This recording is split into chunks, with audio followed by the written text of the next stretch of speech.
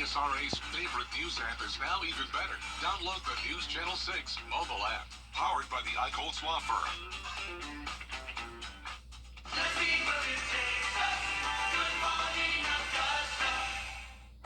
Happy Easter from News Channel 6.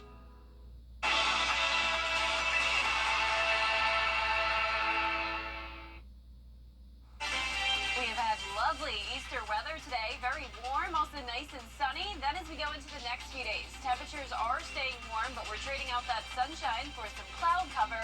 And eventually we'll finally see some rain Tuesday night into Wednesday. All those details coming up.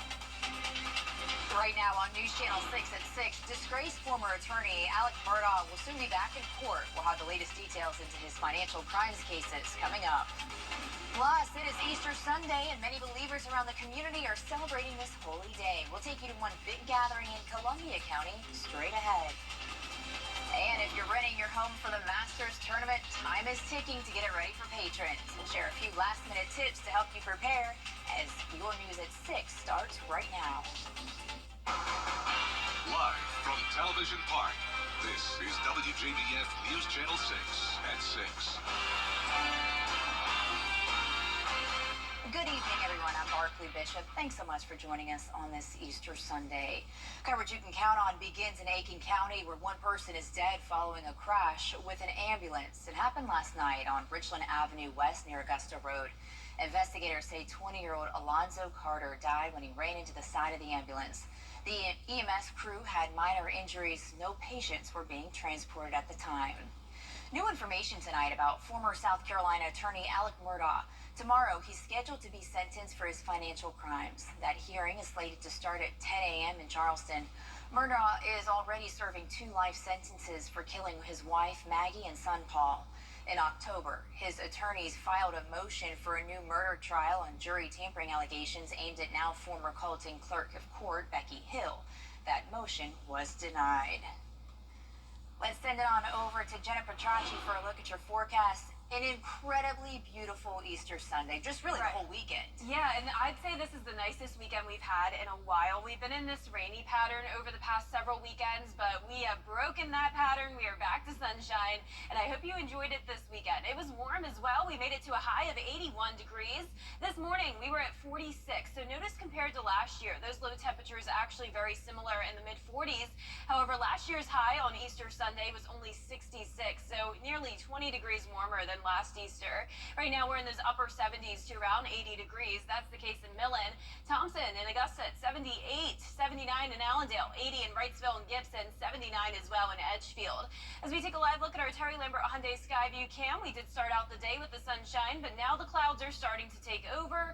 It's also pretty breezy. You can see our flag is blowing. Southwest wind coming in 14 miles per hour in Augusta, 15 in Aiken, 11 down in Waynesboro, and those wind gusts up to around 20 to 25 miles per hour. Right now, 24 in Augusta. So a little bit breezy this evening with the clouds moving in. Here's a look at satellite radar. We aren't seeing any rain nearby. It's nice and dry with the front to the north of us. Eventually, we'll see our next chance of rain Tuesday night into Wednesday. But in the meantime, tonight looking good. Temperatures falling into those upper 60s by 9 o'clock. And it will become mostly cloudy later on tonight. So a cloudy and warm Monday for us. And then, as I mentioned, we'll see the rain and storms move in Tuesday into Wednesday. I'll have a look at the futurecast for that coming up shortly, but back to you, Barkley. All right, Jenna, thanks so much. On this Easter Sunday, a special service was held in Columbia County for the entire community. News Channel 6's Isabella Moody was there. Easter Sunday starting bright and early, celebrating with Mosaic Church at their sunrise worship service at the Columbia County Amphitheater.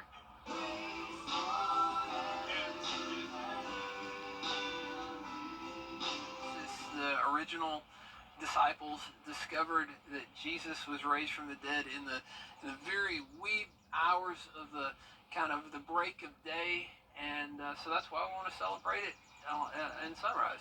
I think it's amazing because it's all a blessing, you know. You get to see all God's beauty around you with the birds chirping, the sunlight out. It's just a constant reminder of how good life is today. Goss was so happy with the turnout this morning to be together on this day. So grateful for the city of Evans just showing up and people worshiping God. I tell my people all the time, one of the greatest acts you can do for blessing your city is just exalting the name of Jesus. Our mission is, in a broken world, we help people become whole through Jesus.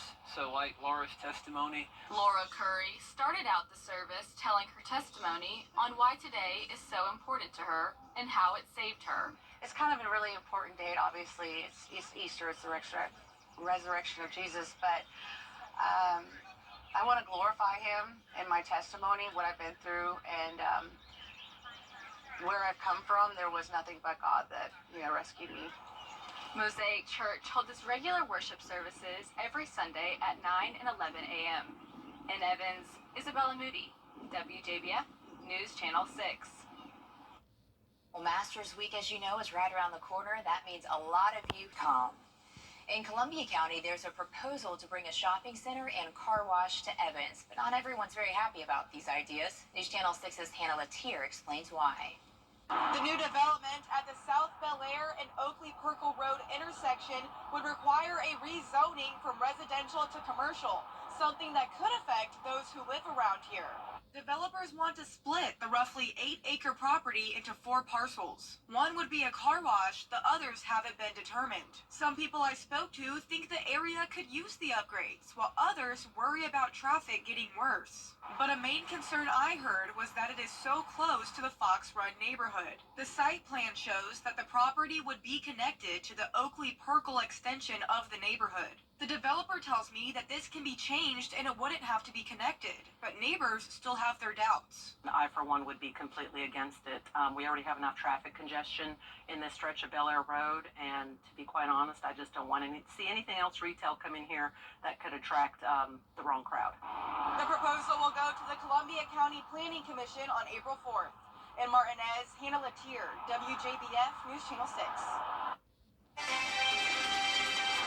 It's been a nice dry day, and tomorrow will stay dry as well. Then as we go into Tuesday night into Wednesday, a cold front is approaching, and that'll bring us a chance of rain and thunderstorms. I'll have all those details coming up in the full forecast. Stay with us. Weather headlines on News Channel 6, brought to you by Jamie Casino Injury Attorneys.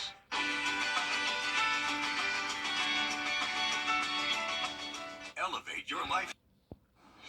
Now, your most accurate forecast with WJBF Live 5/6. I hope you enjoyed your Easter Sunday so far. It's been a very warm day. We also started out with beautiful sunshine. If you were out and about at church earlier this morning, I'm sure you noticed how beautiful it was.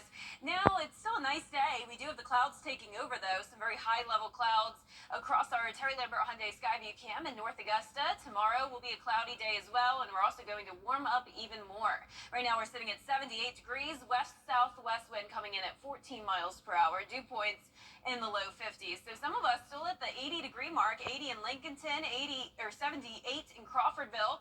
Barnwell, you're at 79, 81 in Sylvania, and 79 as well in Edgefield.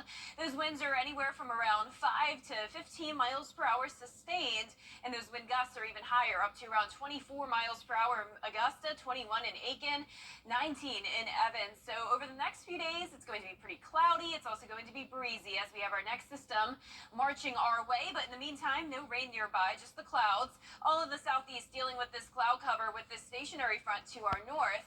But for tomorrow, still no rain, just mostly cloudy conditions, starting around 59 degrees at 8 o'clock, 83 by the 4 o'clock hour. So as I mentioned, even warmer than it was today, and those winds will be gusting up to around 20 to 30 miles per hour, even higher than that Wednesday morning as that cold front comes through, and we'll get into that in a moment.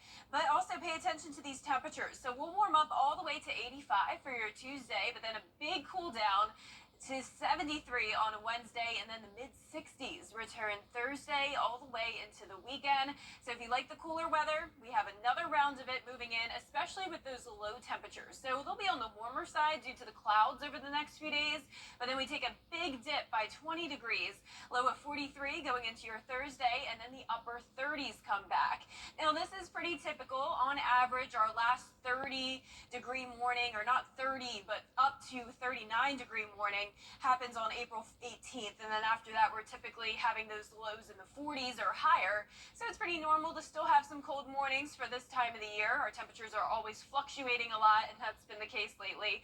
Our futurecast showing the clouds tomorrow morning with that southwest wind. Clouds completely taking over Monday evening as that cold front starts to move in from the west. By Tuesday morning, possibly a few sprinkles, but the majority of your Tuesday will be dry. By 8 o'clock and then later on, that's when we'll start to see the rain and some thunderstorms headed in our direction.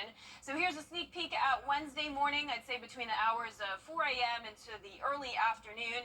You'll have to be prepared to run into some rain, possibly some rumbles of thunder and lightning as well. Now, as of now, the Day 3 Storm Prediction Center outlook is out, and that has a marginal risk just to the west of us, including Atlanta and Greenville.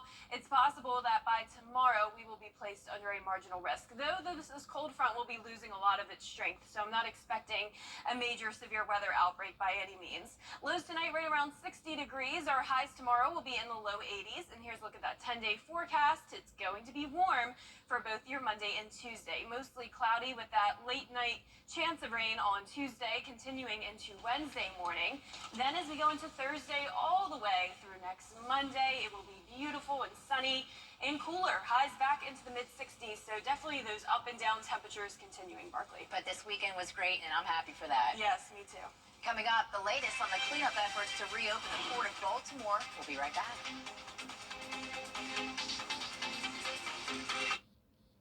Clear, accurate stories that don't waste your time. Plus, get the latest video in one click with WJBF Plus.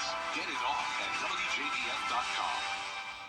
There's a lot to Coming up, the Braves took on the Phillies for Game 3 of their series, and the South Carolina Gamecocks look to advance their 4th consecutive Final Four. Kira has your sports next. Your job you can count on. You can't always choose the weather, but you can choose your weather app. Go with the most accurate and most trusted, the Live 536 mobile app. Download it today. Now, WJBF sports coverage you can count on. The undefeated South Carolina Gamecocks look to advance to their 4th consecutive Final Four as they took on Oregon State. The Gamecocks absolutely dominated in the paint during the first half, but Oregon State battled back to pull within 4 at halftime. Midway through the third quarter, South Carolina leads 43-41. Raven Johnson makes the corner 3. Gamecocks lead 46-41. A minute later, same score. Tessa Johnson knocks down the deep 3. Gamecocks up by 8. 1 minute left in the third. South Carolina up 12. Ashlyn Watkins makes the very contested layup. Gamecocks end the third on a 15-5 run and lead by 8. 3.5 to play. That's Tessa Johnson. Basket, foul, incredible. South Carolina would hold Oregon scoreless for the rest of the way and get the win 70-58. They're headed to their 4th consecutive Final Four. We'll hear from Coach later on tonight. Also in the Elite 8 was number 6 Clemson taking on number 4 Alabama. Both teams seeking their first ever Final Four appearance. Late in the first, Bama down by 2. Aaron Estrada misses the layup. Ball gets swatted to Rylan Griffin, who drains it. Alabama retakes the lead. They'd go into the half up by 3. Then under 8 minutes on the clock, Clemson down 6. Joseph Girard III beyond the arc. Tigers make it a 1-score ball game. The next Alabama possession, Tide swing it to Jaron Stevenson. He'll put some distance on the board. And then 2 minutes to play, Clemson down by 6. Girard III pulls up from deep. He drills it. He had a team-high 19 points on the night. But Alabama, man, they kept battling. Up by 4, Mark Sears steps back, lets it fly. That would put the game away. Sears had a game-high 23 points as Bama wins 89-82 to advance to their first ever Final Four. Clemson head coach Brad Brownell said he's so proud of all that his team accomplished this season, and he's really going to miss coaching this special group of guys. I'm so proud of my team, and especially these 3 guys. The ride we've been on the last couple of weeks has certainly been memorable, not just for all of us, but our fan base, which is significant. But more than that, just for the kind of people that we have in our program. My players are just such good kids, and man, it's just a joy. I love all of them dearly, and I'm just sad that we're not going to get to play more together because we've just had so much fun, and this is just such a fun-loving group that the hardest part about these losses is it's the end of a season. These guys are my brothers. You know, we've been through it all. I love every single one of these guys, and it hurts me to know that some of these guys won't be here next year. And it's just tough to process. You know, sad to leave these guys. And, you know, felt like, you know, just hard to think that, like, you know, like we're done right now. It's just hard to even think right now. So yeah. So much to be proud of from this team. It was a historic run for the Tigers. And finally, the Atlanta Braves looked to open their season with a sweep of the Philadelphia Phillies. No score, one on. Ozzie Albies will send it to left field, and that one's gone. That's Albies' second homer of the season, and the season just started. The Braves lead 2-0. Then Braves up 3-2 in the bottom of the seventh. The Phillies will send one to right to bring in a run, and we have a tied ball game. We'll head over to the top of the eighth, where the Braves now trailing 5-4. Matt Olson at the dish. He'll fly out to right. The Phillies would go on to win 5-4, but the Braves will be back in action on Monday against the White Sox. That does it for sports. Barkley will send it back to you. All right, Kira, thanks. Coming up, an Easter treat-inspired art exhibit. We'll have those details when we return. Tonight and tomorrow, join us for Tea Time Augusta. Peeps, you either love them or hate them, but whether you want them in your Easter basket or not, anyone can appreciate the unique art that showcases this sugary treat. So each year, an art museum in Wisconsin teams up with Peeps to showcase over 120 art pieces that highlight the marshmallow. Some pieces range from ceramics to glass to metal. All art forms are welcome as long as they showcase Peeps in some way. That's a cool looking piece. That's really cool. Yeah, I think that's cool. That's awesome. We just talked about this in the break. The consensus is we could do without the Peeps. I don't think I'd like to eat Peeps, but I love them in art form. Yeah, that's a great. That's They're unique. cute. I mean, cute. I feel the same way about candy corn. Like, it should be used as a decoration, Right. not as much so for food. Well, our 10-day forecast showing we will have the cloudy skies Monday and Tuesday, temperatures staying warm in the low to mid-80s. Then we'll see some rain and thunderstorm activity Wednesday morning. That'll be followed by a cool down, highs back into the 60s with sunshine. That does it for us. Thanks for joining. We're back at 11 tonight. Have a great rest of your evening.